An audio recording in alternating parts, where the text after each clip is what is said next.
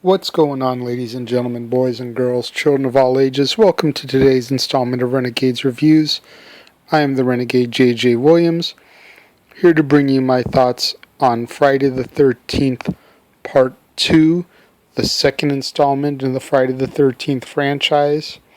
Released in 1981, the synopsis is: Mrs. Voorhees is dead and Camp Crystal Lake is shut down, but a camp next to the infamous place is stalked by an unknown assailant.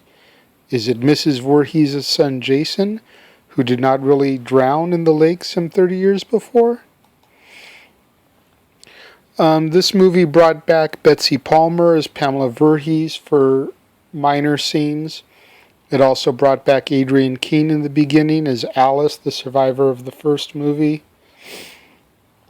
Walt Gorney was back as Crazy Ralph from one of the townspeople.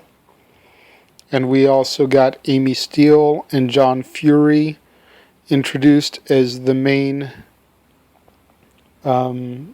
two counselors.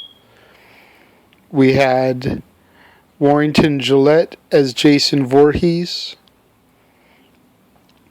This was a really good sequel. I mean, it really kept the story going. This was a direct sequel 5 years after the original.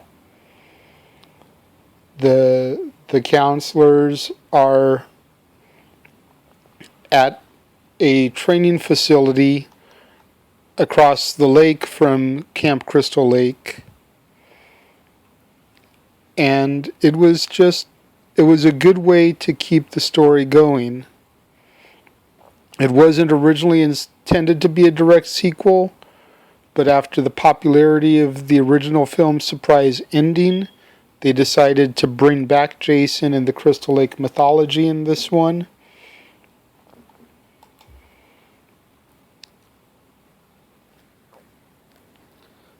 The one thing that really kind of creeped me out in this one, and I guess it was designed as such to be that way, was the shrine in Jason's cabin to his mom with the decapitated head of Pamela Voorhees, along with the sweater that she wore in the first movie, which Jenny tried to use to get the better of Jason and get to him psychologically.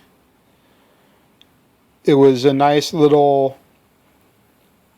not necessarily a twist, but it was a nice psychological way to try to mess with Jason. I did like the character of Mark, the guy in the wheelchair.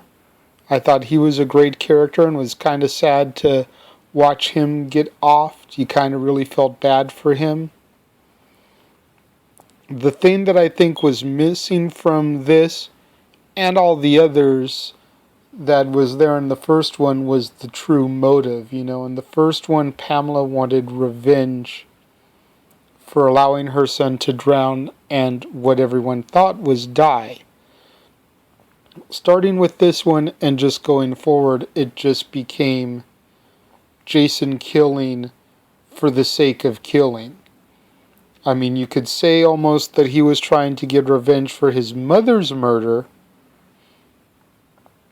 but it comes to a point in the franchise where that becomes enough. You know, does it then become the counselors and the kids that keep trying to kill him and he gets revenge for? You know, I just think that as good as some of the sequels were, and let's face it, there were a lot of sequels in this franchise that were just shit. But as good as some of the sequels were, primarily the first four, I just feel that that was one key element that lacked from pretty much everything from the original edition. What do you guys think? What are your guys' thoughts on Friday the 13th Part 2? Leave your comments in the comment box. Leave your movie recommendations that you want me to review. Tweet them to me at ROWJJWilliams. And until tomorrow here on the Casa D18 Studios channel when I discuss Friday the 13th Part 3, I am the Renegade J.J. Williams, and I will talk to you later.